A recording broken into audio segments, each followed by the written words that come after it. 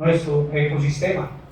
Lo segundo, la seguridad para el manejo del refrigerante R32 es total desde toda la marca, desde que ustedes nos hagan el favor y sigan las recomendaciones que nosotros les vamos a dar, que están impresas en los manuales y demás. ¿Listo? Lo otro, el tema del reconocimiento en el mercado, señores, y es, vean, como les decía Pablo al inicio de la presentación, el tema de los equipos on-off, a lo largo del tiempo es algo que las fábricas como tal van a empezar a desaparecer, ¿sí? O sea, ¿por qué? Porque puede que si todo el mundo trabaja en tecnología inverter y Colombia es el único país que queda trabajando en tecnología on-off, la fábrica simplemente va a decir, hey, yo no le puedo fabricar eso, yo no puedo hacer 100 equipos para Colombia. Entonces migran y sí o sí nos van a obligar a que todo va a ser inverter. Entonces, con el R32 va a pasar exactamente lo mismo. Si usted es el técnico que de pronto no ha empezado a investigar, a comprar herramientas, a mirar, pues va a llegar un momento en que usted va a ser un técnico que va a quedar obsoleto porque el resto de personas sí ya están trabajando con el refrigerante. ¿Listo? Y lo último, eficiencia energética. De aquí se presentan muchas dudas. ¿Por qué? ¿Quién ha trabajado aquí con refrigerante R32? Ustedes. Yo les hago una pregunta que es muy común. ¿Ustedes han fijado el amperaje de un equipo de esos? Más bajo. Es mucho más bajo. ¿Quién da por Es más alto. Más eficiente. Más eficiente también. Es más alto el amperaje, el consumo de corriente es más alto que el de 410. ¿Sí? Pero entonces, si es más alto, ¿por qué las marcas o por qué mi idea les dice a ustedes que ahorra energía? Y es algo que yo quiero que aprendan hoy y se lleven eso. Resulta que a ustedes la factura de energía a ustedes nunca les cobran 2000 amperios o 500 amperios o 1000 amperios, jamás, ¿cierto que sí? Lo que les cobran es un consumo en kilovatios. Y es porque cuando usted va a sacar una fórmula de potencia, eso está relacionado al factor de potencia de los equipos. Entonces, independientemente de que el equipo con R32 consuma más amperaje, consuma más corriente, usted debe saber el factor de potencia de su equipo para poder hacer un análisis de si el equipo consume más o consume menos. ¿Cómo lo va a hacer? Muy sencillo, usted coge el voltaje de entrada por la corriente por el factor de potencia y se va a dar cuenta de que los equipos con R32 consumen menos kilovatios que un equipo con R410, pero tiene que hacerlo de esa manera. Si usted se fija solamente en el amperaje, se va a quedar ahí. Señor. Pero yo le medio es con una temperatura de 25, 24 grados, que ya está estable, mucho más bajo que cualquier día. O sea, lo que yo medí. Vuelvo y le digo, eso va a depender del equipo como tal. Y eso está relacionado a esto que le decía hace un momento, a la clase del equipo. ¿Sí? Es una recomendación que les voy a dar. Cuando vayan a hacer la comparación de un equipo con otro, fíjense por favor que sea la misma clase. Ambos pueden ser 32 y yo les estoy ofreciendo 3 categorías de 32. Pero el diseño del equipo es diferente y eso es lo que vale. Este equipo clase A, digamos que en Mini-Split es nuestra línea más costosa. ¿Sí? Si usted compara esto con otra marca, cualquiera, pero el de ellos es clase D, usted va a encontrar claramente es un valor mucho más bajo y ambos son con 32. ¿Listo? Eso por ese lado. El R32, también conocido como difluorometano, es un compuesto que tiene 2 flúor, 2 hidrógenos y un carbono. ¿Vale? Esa es la composición de este refrigerante, la molécula de este refrigerante. Y aún con eso, sigue siendo un refrigerante puro. ¿Cuáles son las ventajas de tener un refrigerante puro? Si tenemos un escape de refrigerante, no sé, conectando la manguera, por ejemplo, lo podemos recargar, ¿cierto que sí? Podemos compensar la carga. 2, podemos cargar en líquido o podemos cargar en gas, ¿cierto que sí? Bien. ¿Qué nos va a permitir el refrigerante R32? Como es más eficiente, vamos a necesitar menos masa de refrigerante, menos masa, ¿listo? Y al necesitar menos masa, ¿qué pasa? Pues que nos permite elaborar o diseñar compresores más livianos, unidades condensadoras más livianas para un mejor transporte, una mejor carga, absolutamente todo, ¿listo? Lo otro, los equipos con R32 nos ofrecen un 12% más de rendimiento que los equipos con R410, ¿vale? Que también es muy importante. Por acá, ¿qué tenemos? Ya lo mismo de siempre, eso sí es, que es el refrigerante R32 tiene un impacto significativamente menor en el medio ambiente que el R410. Aceptado a nivel mundial, ya se han vendido más de 190 millones de unidades con R32 y no hemos tenido problemas, ¿sí? Vuelvo y le repito, es un refrigerante totalmente seguro desde que nosotros como instaladores, como técnicos, como vendedores, sigamos las recomendaciones que nos dan cada una de las marcas. ¿Listo? Lo otro es fácil de trabajar, vuelvo y les digo, se deja limpiar, reutilizar y recuperar lo que es un refrigerante. Y por último, que es un refrigerante que no tiene propietario. Y eso también es muy bueno. ¿Qué quiere decir eso? Que de pronto mañana usted monta su estructura y demás y puede empezar a fabricarlo, pues es un refrigerante que no está patentado por nadie. Entonces lo puede fabricar DuPont, lo puede fabricar Refrigerant y demás. Y todo eso hace que tengamos un acceso fácil a ese tipo de refrigerante. ¿Listo?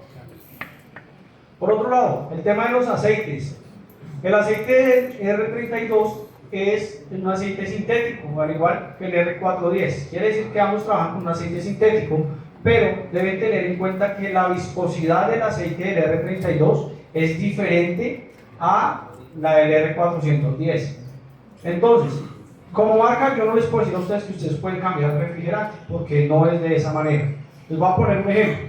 Usted va hoy y compra un carro a gasolina, ¿sí? Sale el concesionario y con el tiempo de pronto usted quiere montarle gas. El carro le va a prender, el carro le va a funcionar, el carro anda, pero el rendimiento y el desempeño del carro es diferente a lo que usted esperaba con el combustible original. Con esto pasa lo mismo. El compresor va a decir R410 y R32, ¿sí? Va a trabajar con ambos, el aceite es sintético, pero la viscosidad del aceite del R32 es menor a la del R410. ¿Listo? Entonces, la recomendación es no se cambian los refrigerantes, a menos de que, vuelvo y les digo, usted esté en una zona alejada del país, no sé, Guainía, alguna situación así, sea muy complejo conseguir ese tipo de refrigerante. ¿Listo? Y para el R22 todos sabemos que utiliza aceite mineral, y en base a esto les hago una recomendación. El tema de las herramientas, digamos que el 80% de las herramientas nos funcionan para seguir trabajando ambos refrigerantes, ¿sí? El manómetro de 410 nos sirve para 32, para 410, la bomba de vacío también funciona, ya les explico qué pasó con eso. El cuerpo de los manómetros también nos funcionan, pero para los que de pronto aún trabajan sistemas con R22, sí la recomendación es cambien el cuerpo de manómetros y cambien el juego de mangueras. Es decir, para esto manejen un juego de mangueras y para esto otro. ¿Por qué? Porque usted aquí va a contaminar las mangueras con aceite mineral. Y cuando usted va y conecta eso a un aceite sintético, el aceite se va a empezar a degradar. ¿Listo?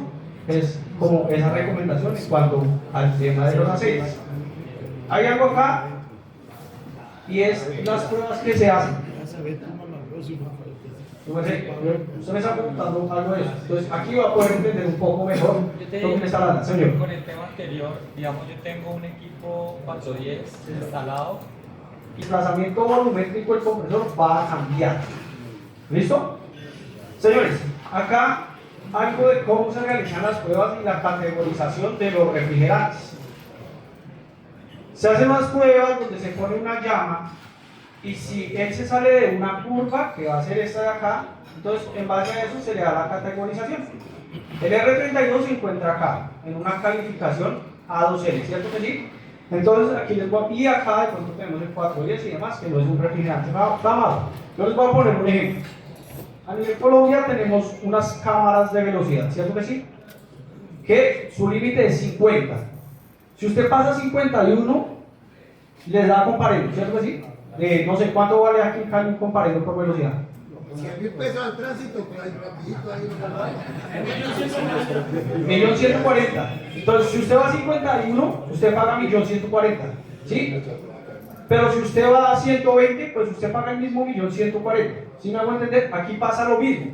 Aquí se salió un poquito, sí, pero se salió. ¿Sí? Entonces, eso nos da esta categorización acá. Pero no es un refrigerante que explote de pronto como ustedes han visto. Resulta que hay algo que es el triángulo del fuego, ¿cierto que sí? Entonces usted debe tener un combustible, oxígeno y algo que genera la chispa. Entonces lo que de pronto ustedes han visto por internet es porque de pronto no hacen vacío, ¿sí? Liberan el refrigerante, se calienta el aceite y como tenemos presencia de oxígeno en la tubería, pues se generan las explosiones. Si usted es un técnico responsable que hace vacío a 500 micrones, como lo recomienda la marca, como lo recomiendan las marcas, pues se va a evitar ese tipo de problemas. Entonces ahí es donde yo les pregunto, ¿quiénes de todas las 100 personas que están aquí sentadas, quiénes hacen vacío por medio de un vacuómetro? 2, 3, 20 de 100. Entonces ahí es donde yo les digo, las otras 80 personas, ¿cómo van a empezar a trabajar de aquí en adelante, señor? Una pregunta en el caso que no, digamos que, porque ha pasado que la gente está instalando un panel y con los tornillos rompen las tuberías, en el caso está el refrigerante y la presencia de oxígeno. Entonces sí puede haber la ignición de una explosión. Hay algo que se llama límite de flamabilidad, ¿sí?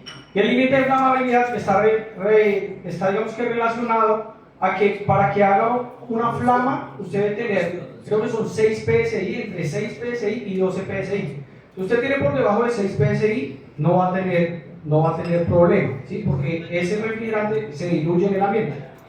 Pero y si usted tiene por encima de 12, pues lo que va a hacer es que la presión del refrigerante va a apagar la llama. Ya le mostré un video para que me entienda mejor. Entonces, para que haya una combustión, solamente puede ser en ese límite de flamabilidad, ¿listo? Entonces, si usted rompe, o sea, es que lo que es mucha coincidencia que de pronto usted ponga el tornillo, haga el hueco y a la misma vez tenga una mechera o un encendedor ahí. Exacto, o sea, son cosas que exacto, antes con calificación A3, ¿sí? Y esos sí generan una flama o una explosión, ¿listo? Como el R290. Pero pues si aquí de pronto, estoy seguro que aquí todos de pronto manejan neveras con R600, que es un refrigerante mucho más peligroso y pues nadie ha tenido accidentes gracias a Dios. Este es el video que les digo, pongan mucha atención, les voy a ir explicando lo que se está realizando. Oiga, aquí se tiene una flama, aquí se tiene una flama de una flama y se simula una fuga del refrigerante R32. Si la presión es muy alta, lo que hace es apagar la flama. ¿Sí se dan cuenta? La flama no se pega al refrigerante y acá se hace lo mismo. Una flama se pone el refrigerante R32 a baja presión y la flama lo que hace es alejarse del refrigerante. Aquí tenemos R32 y R290. Fíjense lo que pasa. Yo pongo R32 y R290 acá. Cuando yo cierro las llaves de las flamas, la flama de R32 se apaga porque no se adhiere al refrigerante, pero cuando cierro la de 290 sí queda pegada al refrigerante. En el tema eléctrico, lo mismo, vean. Yo simulo la inyección de refrigerante acá o una fuga de refrigerante y con el anclaje de un contactor que siempre nos va a generar una pequeña chispa, ¿sí? Entonces, eso no va a generar combustión, explosión ni absolutamente nada de eso, ¿listo? ¿Y la temperatura ambiente, digamos en Barranquilla? No pasa. No pasa nada. No pasa absolutamente nada. Sí, o sea, tiene que haber algo que inicie eso. Pero entonces ya vamos para allá y les explico otra cosa. ¿Listo? ¿Claros ahí? ¿Vale? Señor. La otra es un video más entrenamiento Usted debe tener un área mínima para la instalación de R32 para que en caso de una fuga, que nadie está al centro de una fuga, ese refrigerante se diluya. ¿Listo? Pues ¿cómo lo vamos a hacer? La manera fácil y la manera en la que ustedes estoy seguro que lo van a hacer y lo pueden hacer. Ustedes van a coger el gramaje que les dice su equipo, ¿cierto que sí? En este caso 640 gramos, un ejemplo, ¿sí? Y ese gramaje lo va a dividir en esta constante de acá, que son 61 gramos por metro cúbico, que es lo que nos dice la norma que debemos tener mínimo en un espacio. Lo van a dividir y eso les va a dar un valor acá. Quiere decir que un equipo que tenga 640 gramos, usted lo puede tener en un área mínimo de 10.49 metros cúbicos. Mínimo. Para que en caso de que haya una fuga, ese refrigerante se diluya en el ambiente y no vaya a quedar ahí concentrado. Porque ahí sí, si el área es más pequeña que esto, el refrigerante queda concentrado y una chispa o cualquier cosa puede generar una flama. ¿Listo? ¿Claros hasta ahí? Aquí hay recomendaciones que van a encontrar en la norma. Ese refrigerante es más denso que el aire. Por tanto, cuando se fuga, el refrigerante tiende a ir hacia la parte inferior del recinto. Por tanto, ahí se recomienda que si usted va a poner tomas, las coloque por encima del aire acondicionado. ¿Listo? Eso por ese lado, eso sería todo en cuanto a la R32. ¿El Señor. R32 tiene algún olor que uno llega a un sitio No, para no, sentirlo? no, señor. No tiene Es ningún mínimo. Preguntas respecto al R32. Señor.